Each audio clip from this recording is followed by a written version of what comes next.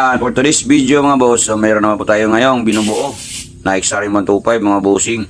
So galing pa si bossing ng Sibugay mga bossing, no? So pumunta pa talaga dito sa atin Tungawan, Tambulig, Mangalisor mga bossing atong pagawa. Bali ang unit ni bossing ay XRM 125. So ito na, sinimulan na po na sa rintupan, lisan.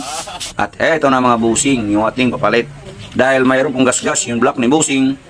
At hina pong bangkada pag at position po yung ating dadaanan mga bossing. Bagong piston, genuine po yan. Siyempre, bago din yung ating block, genuine yung kabit ito mga bossing. So ito na, sinimulan ko lang yung symbol.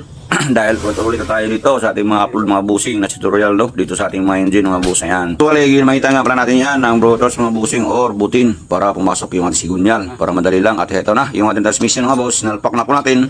As video tayo dito mga bossing dahil mahaba pa yung ating video dito dahil marami na tayong upload dito parts for this symbol dito sa ating engine na XRM 125 mga bossing, no? Tuwalay, ang issue nga pala sa unit dito ni bossing mga boss, bago pa lang daw tong pina-overhaul niya, tapos ang laki daw ng gastos niya, tapos pag uwi niya ay ganun pa rin at ang hina pang umatak pa at portion po yung dadanan niya mga bossing, no? At pag umiinit na po yung unit niya ay maingay na po yung engine niya mga bossing. So eto na, sinalapak na po natin sa center case.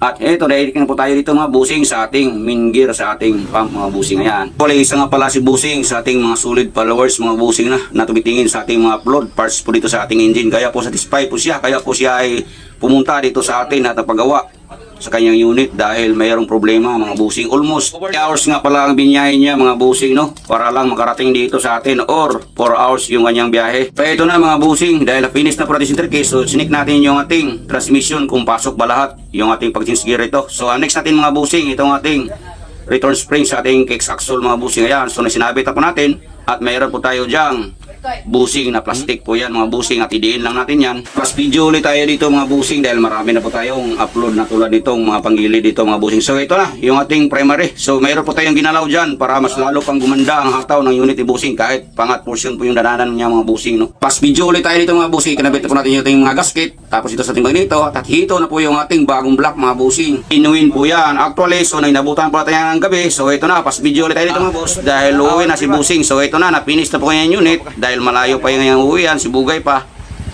Ayun, no? So napakatahimik na po mga busing. Ha? Mo yun, silbi kay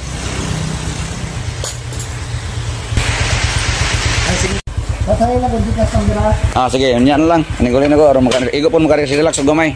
Sige, ini lang sa biyahe, boss. Ayan mga busing, so nasa 6:30 PM na po tayo. Ayan, bawi na si busing, punta sa Bugay.